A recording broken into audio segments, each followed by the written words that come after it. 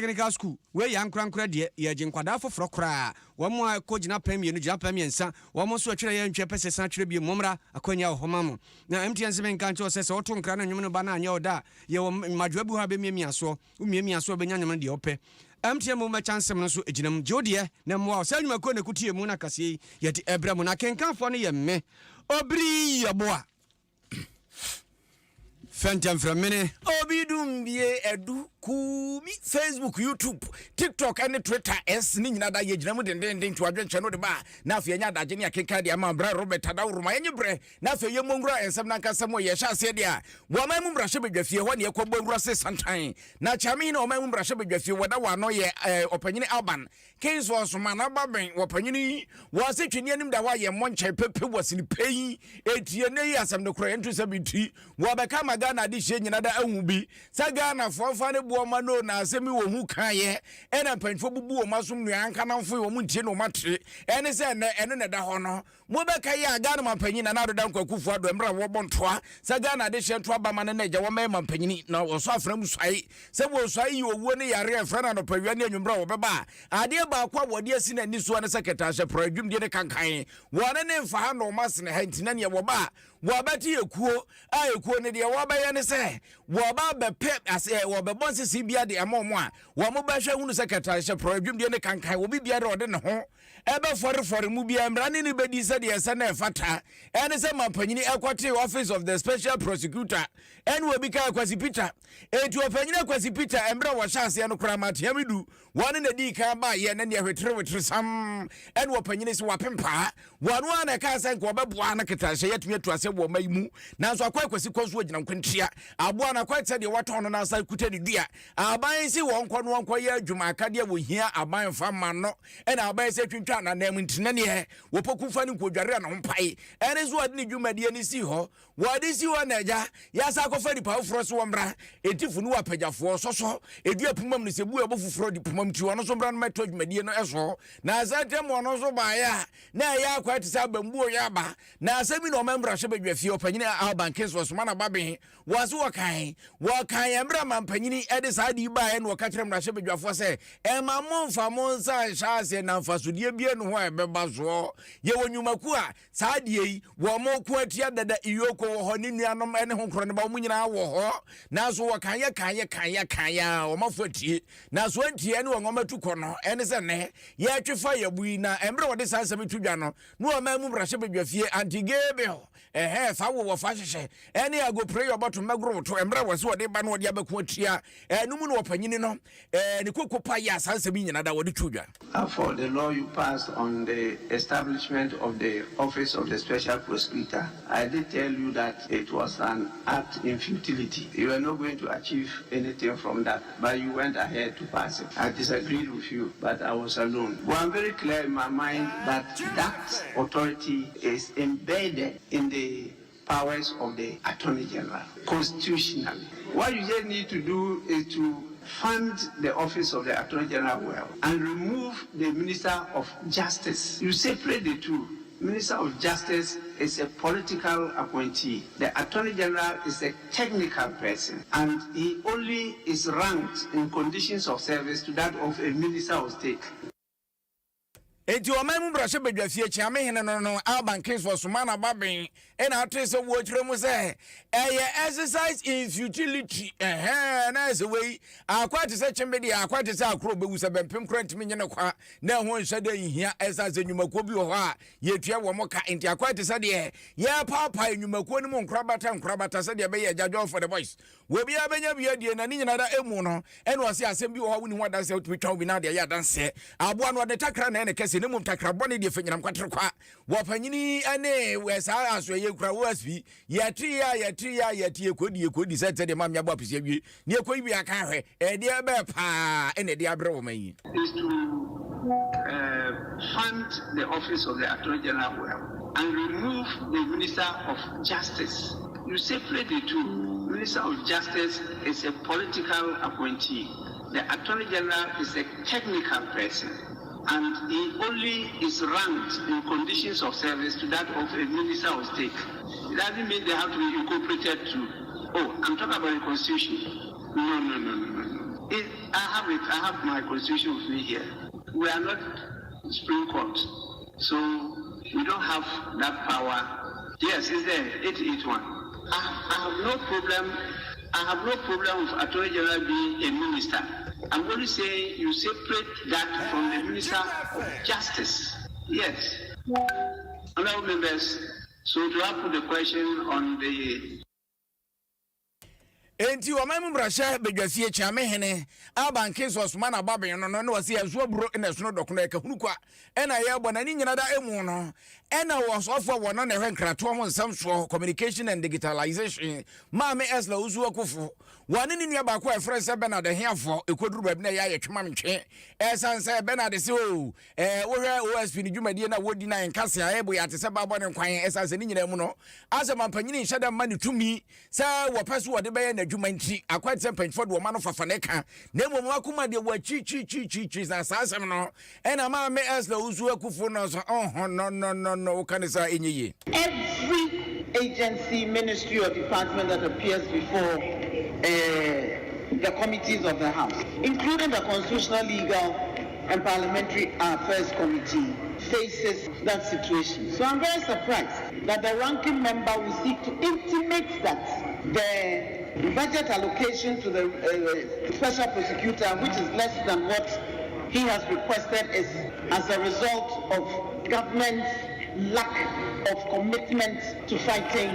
corruption. I don't think that can ever be the situation, because every ministry, department or agency that appears before this House suffers from that same situation. Any I could see ye your sofa on and a rankraton some so woman mama esla owusu ekufo. Na efia wa na mpreto so hye asese ye adwuma ni nyina ya soafo adada fumienu Dr. Kwabena Donko ndisi abana breso no ye soafo hwe nyina mahode ne yeso ena opani buache agiako ono nso nana Kufuado na ban yedi kan mfinhia na ono na ye soafo a hwe nyina mahode ne so bedu bire bi ansa na yesesa no na wonum ye nu apotwe ene mpreto so bi ye ba ye nyina ye se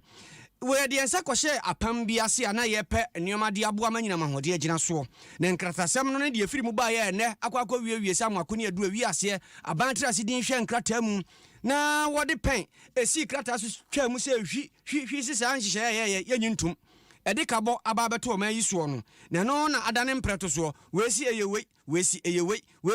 ne yentie de koso o mra shebejefio. Ghana failed to provide GPGC the requisite site. 6. That in your release dated 26 October 2023, you stated that your committee estimated a termination cost of $80 million. Do we infer that you were misled by your committee? And if so, do you owe the good people of Ghana an apology? 7, that the emergency plant was not new and that a 5-year PPA was signed. Again, this is factually untrue. The PPA was signed for 4 years instead of 5 years. Arising out of the above, you describe my comments as unfortunate and ill-informed. You further wrote, and I quote, I deem the utterances most unfortunate and irresponsible coming from a former minister who should know that it is not within my power or province or that of any minister to unilaterally cancel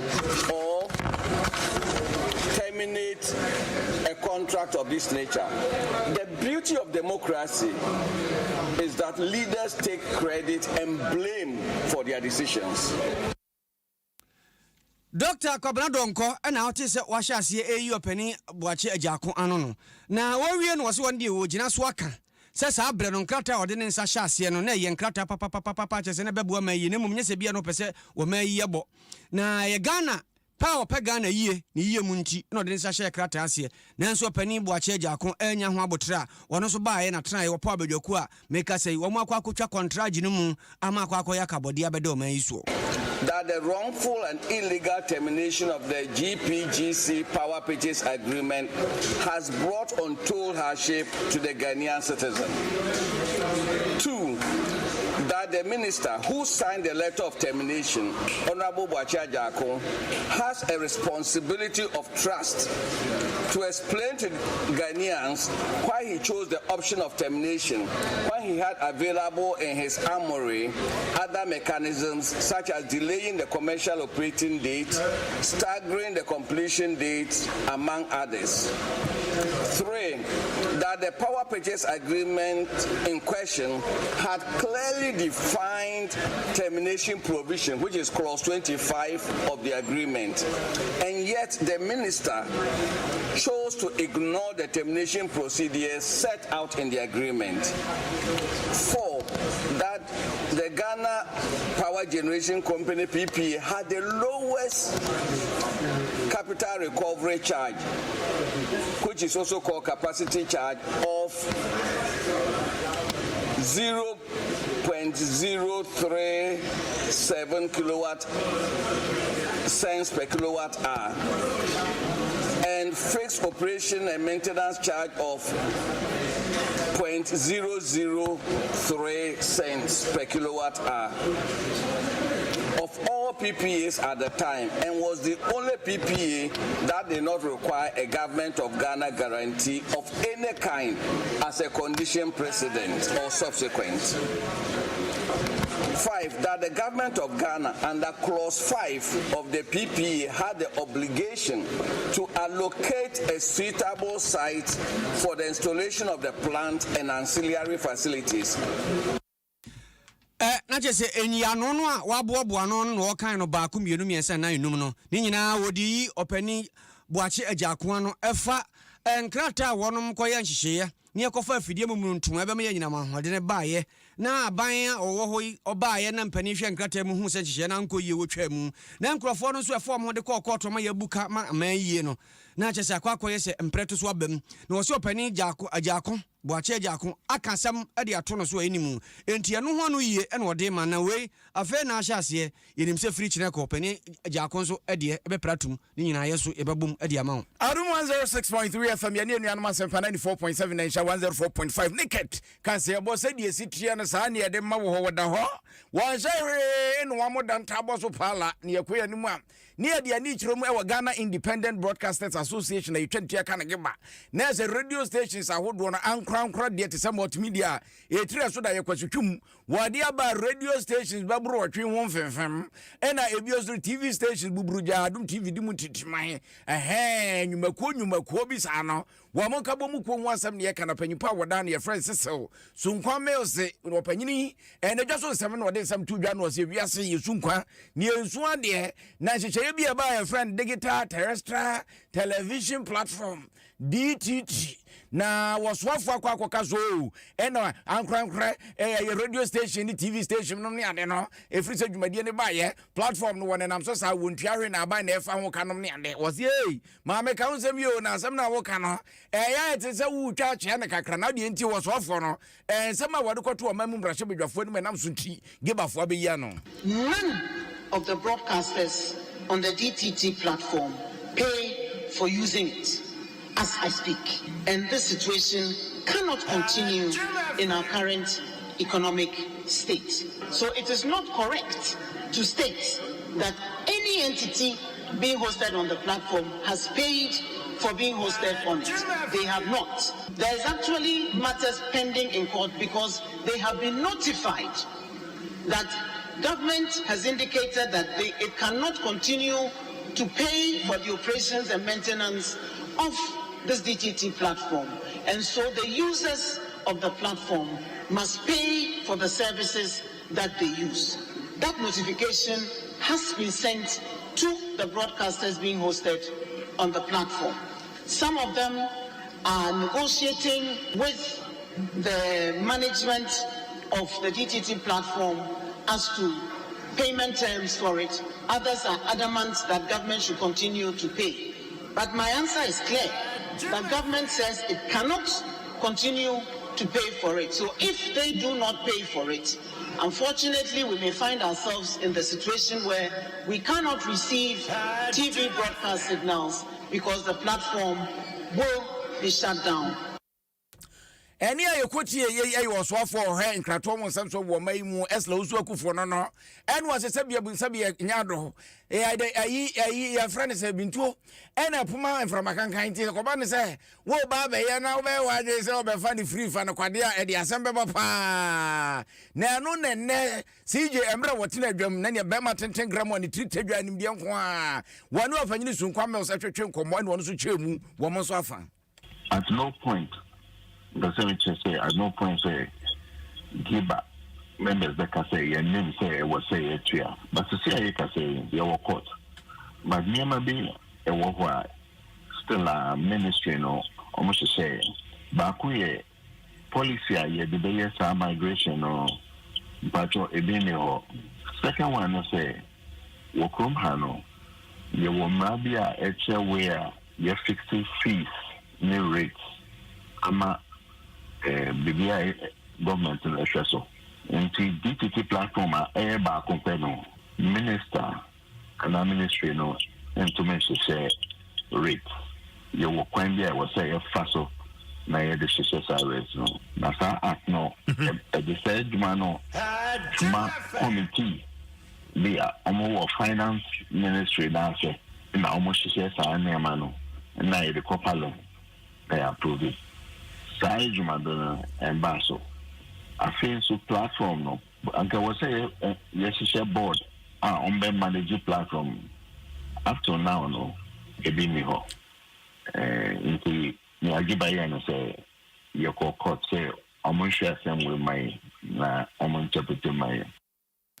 Wapanyini sunkwa eno no ena ate so wode nsam etu dwane na nyina da emu ne yebisa so wapanyini na nsantem so watwa huna TV so wo behu an so obi aba betrase no wahye fugu no wahye da de bidie kakra fa na ni benkum no wade twoko no de afa na ni nifa no okuta bodua nom ne ade ebi mo so ba na ni atade no tenten wo mo nkuni wo mudi o made nam wo so be hunhumufo so aja na wa aja na tu ene wo ye no TV ne so a kyese sumansam ne ntafo akete no wo mu yi edada nkrofo feskabra ne mo honfa ma ho sika gale sika mutuo sika wanwan ebe wiase na afa ya yo mo se femfram eno so de be na mo kan wo se asem ne de no kuri nyamyanum ni ha dwene. It is definitely a cause for worry. In case of about 2 months ago, your boom, your NC, your NMC, your launch our program, I collect this data. You see on code of ethics, my broadcasting Juma, actually, it's one of the basis on the way. Into NMC say, I'm betting nothing. May I share the way forward because there's a processor. Teachings now more infringing. I was saying no more faster coin also. Now why we're able to make so maybe I say Jumano I break bisa Niamano. To launch Sadiano, this is the first month. I quality data no. Kotie ye yapanyimpa Ghana Independent Broadcasters Association gebe ku no wono ne tua wo mo no Cecil Sunkwa Mills. Ene yem free Cecil Sunkwa Mills ho na yemfa ye Ghana Association of University Administrators. Wonom so akache. Se wodo re chesu apan hodo wo mayi mu ya aban de no a empanimfo a wonom dada adwumadie wo hweso na wo yema na koso pepepepepe wo asem na making. Na wonom na ekasa sesese asa kwa se wo mo fa ahodi wo mo wode ye adwuma no ye pese ye kunu kojo. Ni nyina ne se aban panimfo a wayi wo mo se board ana ampani appointees a ye do ma be wurawura sa asuapon no mu no wo be hwe na University Council aban ho nipa wom wewom ase wonom de nhihye foforo be wura mu a anhwe yi a suapon no emra ye de chichire ye ne kwan ye fa so a ye ho adwuma no ebeji agu wo mo kyese nansan akwa ese kotobe kuma bi dwumadie bi ekoso a wonte ase ni nyina ne se cool from se Ghana Tertiary Education Commission wonom na suapon ehye wonom nsa na nhihye bi wo a wonom no kamfa wo ho eso do ho wurawuram amadwuma a wo die no akwa ese eko atia empanimfo a wonom ehwe dada akobadi adwumadi a ekoso osuapon mu mekire Ghana Association of University Administrators no ebeko tia wonom na ye kwa hwan so opani a wonom eya abedi akire edimekuoi eye lawyer Percy Taylor ye ni nkomon fa sa asem na nya bia ye hunu adekode potien ha wonom antie ne wonom tie mu kire sesa hwe yi a obetie tuan opani akwaba ya me jodum ni ya enim se bibia abokode na me nadom na mayantio gawafo mo how pa any say mo bo entre ne say anhwe yi a mo be ko strike yo me da sipi ni a Ghana Association of University Administrators, which is in Gawa. I'm there at the Yansam Abadan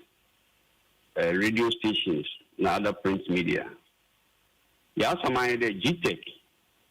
and I'm on a will to Mr. Wanshi Gawa for your which you are hopeful.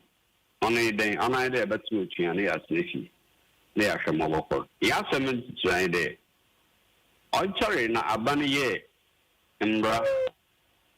or the so GTEC, the one regulated tertiary education, Wagana. Afi, Ashe, one Medina, or the Winya University. Nancy say, me friend, Bosuma, which was one child, the non teaching staff. Na, ya was a Kebia, which was a non teaching staff, Bosumia, or allowances. Now, was a cat about to go there. Over there, one appointment to those officers, one son for the winner them allowances. But when labor laws which are there, say, Nipano, they be a one and I could hear them and say, if we be Juma, man told, don't make him west of. It is a oh, then ye and Abanan shall hold the Yezi Juman, all the cats Abana Bay and such as. Woman, Nipana, Mama, Wapadama home, Inisi, Ingua, and Kunga, 9 and discuss as castle to them. Nina, the Kasiebo to run your National Labour Commission. And you could do now, National Labour Commission Cade. Yanji take a number to know. They are actually able to be a share of one. Nivia, to be seen on 15th of November. Yansan National Labour Commission, and Fano, Sijina Eji, young phone call. On the 15th of November, your quarry, Asatana, Gawa quarry, GTEC Kamba, and a Gawa, and a National Labour Commission, or the Assembly, or the January 10th, or next year, Yamabuana. Na, let's join the cat there was a band. What's 1 year allowances? No one fear, and my Gawa staff members will occupy certain positions in the university. The one can change the matter, because a National Labour Commission, Yamna Mezi Asia, Yedi Shakur, GTEC Aja to me the young Konkaya is shaving a young Fambra. If she said Yakayevi, just about the Ezroko, no one shall let the water brain investment management. The one go ahead, no one implementation, 1 year allowances. In Soban the man, Jana, it's Serna Equacatsan, a Shimna, and Fasuban about. On the China, your staff are from our senior members. If you want to watch your UTAG side now, you want to work for junior son registers. We now are regulate why lectures. At the administrative side, no. In one casa, yes, the Democrat for because you're the same level, you're the senior members. And so then they treat teaching staff at a different treatment, not the different treatments, not non-teaching staff. Into the message saying now why he did but all ya day, first day I can one better was it, more boots in Port of Water away and on away. It is only maybe I can ask the wind there. You go to your home. A foot one is a Mubati and strike by now. Foot on the answer can yan Adon as a book. Now, Fiasha, Wabakolo. This is a banner of shame. You see, you know, we have the same employer. As senior members, you know, you do not watch Razi in the office work. I know what I pay them for that. It was some Panama office work. Enjoy the name office work now, may enjoy all the Nasakan or the GTEC. Why I didn't know world just because 6 years a constitution of GTEC is here. One will be now where I check from the university. Administrative young, and they are taking certain stances. Decisions are well taken. It is going against we the administrators. Not just some more administrators, Nankasano, and ya de Sebia union now can GTEC for Omobuamo. One way. They are not helping us in any way. Meanwhile, National Labour Commission, National Labour Commission, I'm a roadmap. The order you follow, na CC. Incidentally, one train, not them CC, the young Yavi, Nina Yano Kobenkruma. Decision I ever found near that.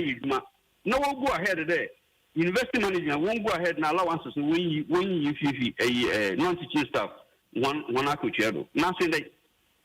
you. nti atena ho ne ite na ma onye yi nti ye de kokoba ma ban ya san so ya de complain ko National Labour Commission iya de ya ready ye de mbrane ba ye dwuma ye nkotin mbran ne mom so de bi na efi de hen members no wonye nziri ye da ye botu ye ho lawyer Percy Taylor pani anwumre ye dase ni enchirimu a odi amayen pani wono na ye vice president edema Ghana Association of University Administrators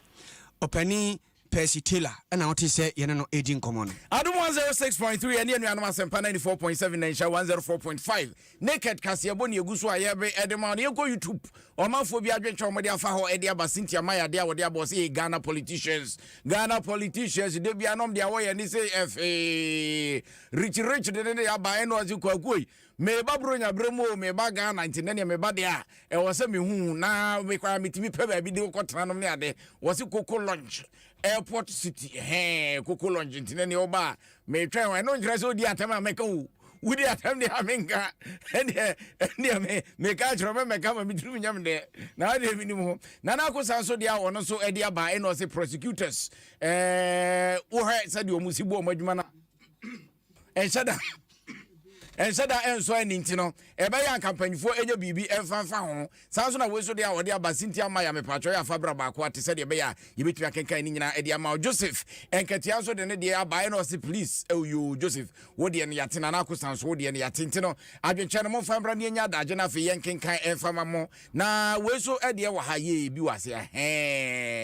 o rich wode ne edika kenkan dana wode akoya ni yakoya ni mu a ena ababa montre de sima baba tudwa wabeyi ne ho ano so wontwen ma ukwa de dwa so yenguna ni mu ase na yawa de dwa tuo waba so baba dware ne ho fi woni pemprekonam ye ne hyew so traba won so no na waje ne ntem pempe was ni peyi wo baba ka magana de hye nyina da tibi se wona baabi na tre se aban atwototun sansan na Ghana Vodafone Ghana wo manga na ye chefe wo Muhammadu Peduasa yasi yesi ne koso ye ton ama obi aba beto a na chese nipa kro no wo ye trofo obi obeka se bia yesi ne hu mame eslo usu akufo so fo wono ene hwen krato mo nsem so wo mai mu mrahye bedwafie o no kopie ya wo koyi sansem ya no na ni nua no ye mrahye bedwani a ogina de mo manfo Saudi abato mpasua so Roxen Nelson Defia Makpo wano na wakasa no wethrem so wonam na wotete anomanity phobia berisa de agu na sum hu kasa kire se wo manga na ye chefe wo Vodafone mu no ye se ye tom ye tom nti akwat se e mata disasore de ma for goyin obete na krangon na chese ekọ na wo be ha Vodafone no o ha mabupa be se aduoso de enyo manga na de eno no ye from for de etia de kakre wo mi o ha mabupa be se aduasa no eno ene wo panyini Roxen Defia Makpo se watese ye ton na so ma me la usu akufu aba montre was ye keke hunu na nipa bi keka nti wo maka no watra yinti no watra enya de anokuru bia wo. How was the 70% sales cured with the minority consent of the government of Ghana? Conceive it within the meaning of Article 185, International Economic Transaction. Once this house apprised of it, and more importantly, Honorable Patrick sold to Telcel for how much? How can you sell 70%, which was 999 million Ghana cedis in 2008 for a whooping 999 million those days? Today you are selling the 70% for just $100 million. We are demanding explanations to that. But I appreciate your explanation that if the 70% being sent to Telcel, we don't know about it. We want to be informed in this house about it. Thank you. Yasin so beto from medican into way of any heru na idrusu na asam na wo sha ase se wo ka na onnia Roxen Defia Makpo wo koka bi to so ene nam so ntia wo so afo no ba ye obeyi ano asam na bi nyina ne se kakra bran enya de wo manga na Vodafone Ghana ye chefa ewum ne ye ton ene yemfa yani enkyere shama mansim atoy mantem dwadifo won mo abuasi dwa kasiye mu na e kasai wo mo sefiri na ekọ se wo mo agege to ba so mo bagege dwato a wo mu ntua ebiakem ebiakem ti kwame on Victoria Brokwa dia wo dia ba was good evening where YouTube we so say your friend Daniel message a wono so e dia banie was kwakoi woni woni awobri mo koso mo adwuma pa enye die be huni adwuma we ade o adwuma we ade Alex amankwa so dia wodo so dia ba wo se me hwamo was itri abrochuma mo hona me hwamo ade every was mo ya number 1 na pipini ade sinyina mo nyina abekoro sa Ghana ade hye ye mo yansam ne nyinte be no fa frim na afa bibia enya yi esanse enoma enhyeda enkoye sasinti amaya wo message ni yakenka dada ena Victoria abrokwa so de ne yakenka dada etino obri messages ni bi wo ho ana ebi wo ho na mami emonwura dwamumra me ba de ebu aka bi ya pie bokura dwamna de ayi de mami monwura dwamra ya me do be ko momo me chansem no ho MTN for sure de aba no Mr. Wa unya bie no bomode amansa nkan dial number ya me de ma wi star 5051 hash star 5051 hash wafa de ne ubenya wo de sisi a mo sanse ni padodo no age na bia na wo nso obi frɛ wo frɛ obi no enwuma eba no wo mpe afa na wankasa pɛ wo de say high life and hip hop and hip life sense gospel simple star 1355 hash star 1355 hash unsaka Bright Senior High Technical School achim kokrantumi na mamema senior high school courses omo ye no agric science, business, general arts, general science, home economics and visual arts. And a technical no so technical course e bebo akoda ne nyina no ye bi wo ho make say we bi se fa ba no bra na obetwere din na wasi no wo mu twa ma ye akono technical na pa electricals no be you the forestry no be you ni nyina ye kira koda no be wie na chese kutare nsa no adwuma wo mo number ni 0242 07 1185 frɛ na mpani nyo so atem kukrantumi ho ne babia school no wo remedial crowd timi ye wo ho na boa wo president chakori ne heba aposim mienu de ade jabidia ye ne de no bra na hamaye wo sin ye fitaa na nkonkon na yiye no bra kro na kaka ewu ama sin abotokro na tuatua na num kankan so agyae sene se men kan cho se fa ne personal na daachi se wonya mfrinhia de osom mienu a wo so ho de na se wonya book of ko wura ho a no hu sampa wa ye mre e ba sa abre no nya obi na ebekọ ama wa ba bedie wo se wa ankasa wadwuma wo ye kakra teto wo di wade eno ntina sene se men fa kodi ma na wo sa abre ya wo ye wan kran wadwuma yi watimi ati bi de ato sika apese wo yi na yi eni ye star 711 star 9 hash star 711 star 9 hash no apianati ko so pese ote we nyina bibi akiri fufuro bia wakira first net was 0302 611622 one edge so prekope onga shine your eye promo wase biwani mu ani na ho ni nyina ne sesa woto onga ne wie na se wuyi spice ne wo mu no wie a mento ne ho ne ntwene akrade koso tindeni we promo anhye kakra bi wo ho 100,000 obeti manya washing machine wo ho afei di freezer so ho nyoma bebre ka ho etemu akopim 31st bomode ma unsanka bi na obanum so aya num super why awake drinking water enso aya gatum prekope so oda sane bia num bi sanse no na ye na wahodiri wo mu na afei so num wie na sika de toye no yetimi fa kakra bi de kokolebu cardio de kwaji wo mu a wanya koma ho hawo no enkwa tinum bi na mwa syntax tank baby enso ho aye din bia no nhyase to bi nsuo na mumungum gumu a emu nse munya totrotro ahode wom ebo ho na pagya wade sanse double layer syntax tank eno ne tanker make am for dia ma wo se fa nsuo gum high sense everyday price for everyday people no sanity e bia na per smartphone sound system microwave oven blender rice cooker kettle iron air fryer washing machine oba ebo no edafom Oto 5 years warranty da so wo mo pe na eye na DBS men kan cho se sabre se wa usida na wie na bebo so a wo ma be estimate am free estimate yes am bebo so free the ohia ne so beton chance asa the aka bia free ekopum set 31st ebedro number na 0240 844444 tablet akrade kumase wo mo ho sa perman ene wo mo an ebohoi ena fe so udru sprinters obey papa restaurant at chance papa di ni fi no Franco Trading Enterprise bonya chede ne temu laptop na opa na Nokia Samsung iPhone Smart TV 32 copy 85 inches de bia ba the phone no so si ho chest freezer na ohu na refrigerator san soto CCTV camera ne se ne wo adwuma mu kura de ekoso bia otimi ehunu sanse e be configure the amount na chese de ekoso fie bia woni tuyi ni nyina woni bia bebo no eda form control signal bibia ya hye ne kama chese wo ho a ne ekoso fie uhunu di Franco for the aba ebo no da form se de oni o dada no emfa no ma bia mfiri ba bia o number me de ma we eno na frɛ 0555 939311 ofra wo mbaje so de opeso otu o de opeso wa to de kodi dwuma o ni nyina abo ne yepe ban heba echamfo ban wosi no mpa nyina yade edwane ne nyina nse obi arthritis hanon obi a wonsa yiye sede kwakudie yi amaka chen so nko hoyi wonsa tutu a obeka hye ho wonamu abu a yebetoto do mpa nyina afese kuro tu ne amia na enguda na yese ye nkuda uduru atonso agwaban asabe na chi ana se spinters 18 junction ban heba wo ho ode aduru beka ho beto 0244 988004 yare nyina be dwan de na chese chamfo ban wonom ne kutu emu na kase yede bro na enche yede ani be cha santema ntam na crossover yakwa akofa de ekoso ho na mame monwura Facebook ho na afei yemfa omanfo adwenkyire ne bi nso emfiri ho emremo na ansan Alibaba Majara Sweden wo hwe free wasi obiri mitie mu ewo Sweden hara Ghana yen ayemania oma nyoma nkoso mo bia mfa bibia nsiye bibia mamuna ho fine sanse se efukrado na nyame ehunu mu ya na enyeyi wei efri ko mensa pilatu ho osi obiri anwumre ye ne mo ana kase yebo dem yopo kama sanso ena makan odie no master planner junior kentampo osi nyame enhira mrashe bedwafo bobodin wenso ya munya nchia no abet kusi wonso se nsawam ho na obutu na menye hwe so wo afiase no hwe na sapon yama osi yama ho kwan no mo se yensuo o ma bia ye ne abere abese mfinhia do no ekuri ade ne yesa yedi agrokora Felix Osafo osi Safo Kantanka Uster ame United States of America kumi obiri kule na say Adom mo kase no eno ana metie ono so ne dia ode ebaaye eno no sanso na we hweye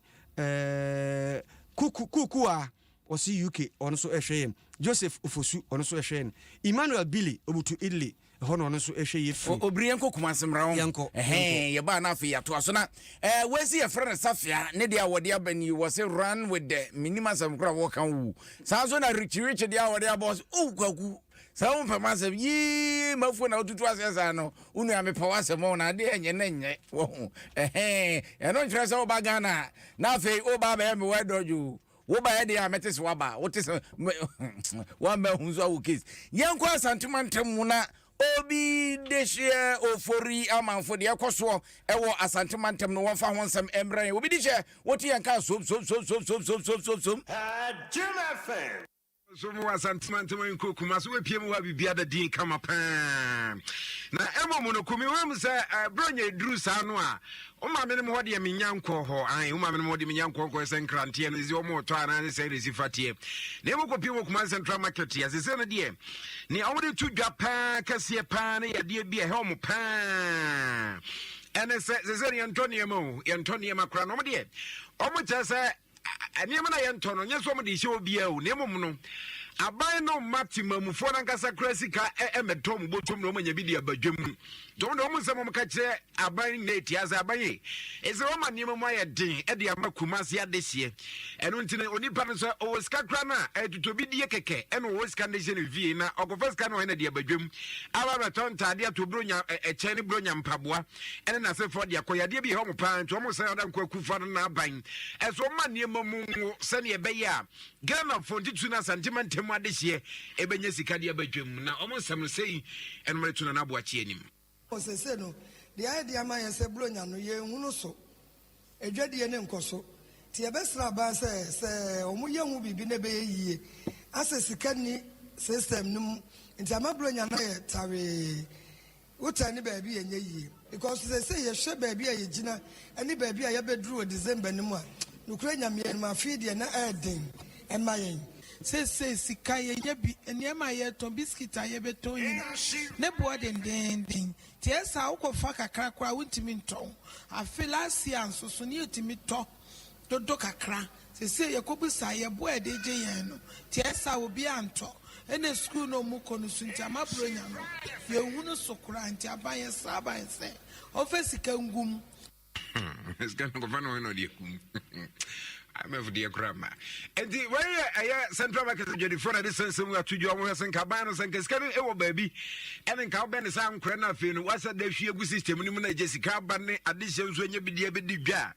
And Cadia be a babu pan. Now, on the sense somewhere to a Brania Star Ghana Foundation, one more year in Churchem, Ediama Kumase Petty Traders Association, Chomo Budia. Now, almost so to me, no Quanya, on the first customers, Bam Nombecasa, Zayaka, customers, and Guan Nisi Gababa, Sunday, why when Nim Crown Nipano, and Yadia Batadio, and Zinina, Ayadia Nomadentity, and Major the first and Bay, the first will Quanya. Say customer at the cinema room at the band will be to Kuanas and Poa. No, the Baba Tadia begins with Major Quasu Now, already a Techi,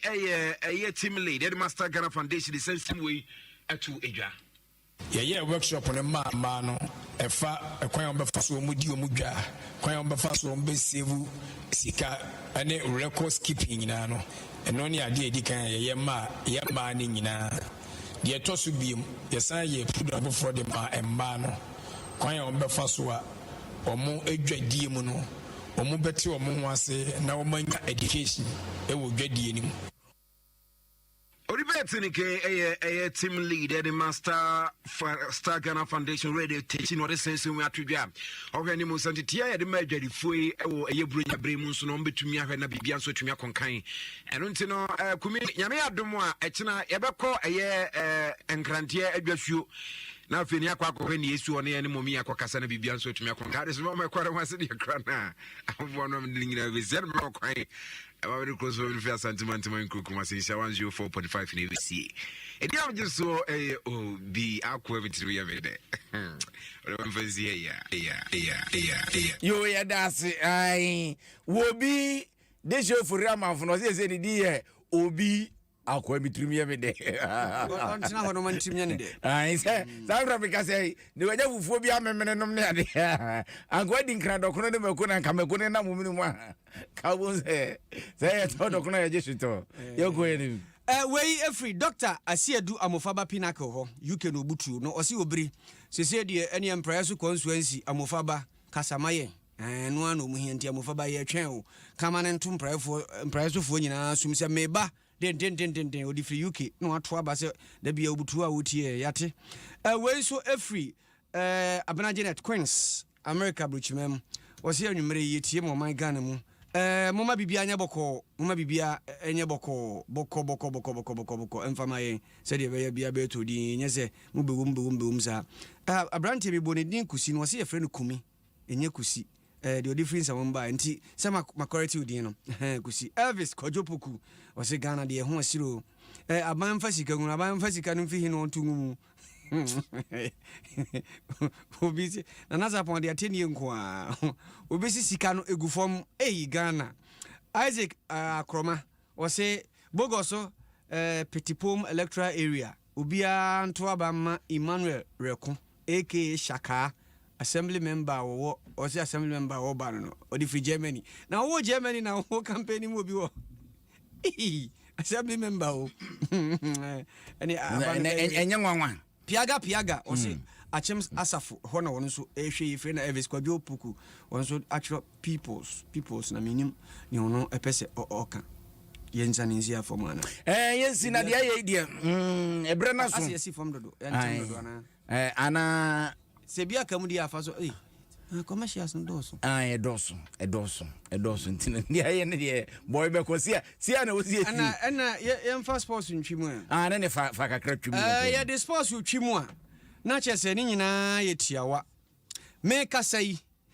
ye wo teams ahodo bi a wo mo jesi efe e wa bibrem ha abobodian na wo mo ye sesesen no teams mienu wo Ghana ha ye bo mudin Baby Go Stars, one Ghana, how many dika, Mujessino, F. I just say,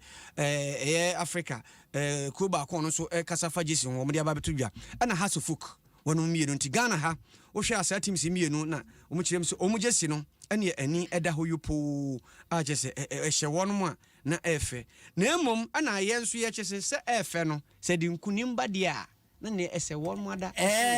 we bring. Unsa just need the encafe and munyam she.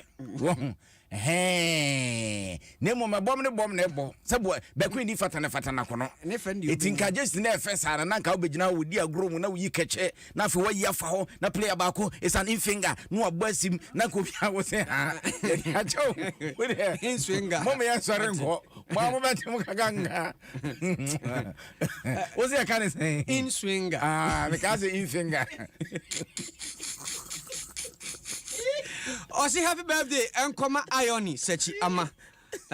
minim se wutie yen e ogwai ne mpotemu tadi ne mpotemu yes hona butu Ioni sechi ama happy birthday enkoma nyame nyoke se na wadi so de hono nyina emrem and happy birthday so goma Leonard Bunsu High Five Empire East Music Awards CEO was it your friend say infinger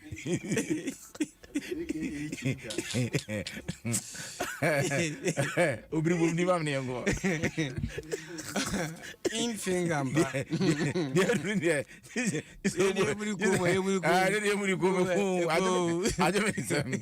Miko polo si ekumi Ode mo sumo pe Obri yaboa Fentem from mene Obi dumbie edu Kumi aka infinger Yofesia na Joshua kwa bikule ni nebo echi do boya don tresanso ena ademu nukum ai tezo ena omanyame no moda form Sabro bis ro trotro infinger otiasie o chamba bedimu ni udi Yofesia ni enjoy Bra Robert African one of their two social media enti yeso so dia Adom Sports pay 2 the original infingers omo banafi omo be adwuma ne dia ka omo boni pu yadoma se amamu nyina mo tia oh boja. The other day I visited Kweku at his spunky new office. Late him on opening his business, and man, was I impressed. The business is just moving quick. The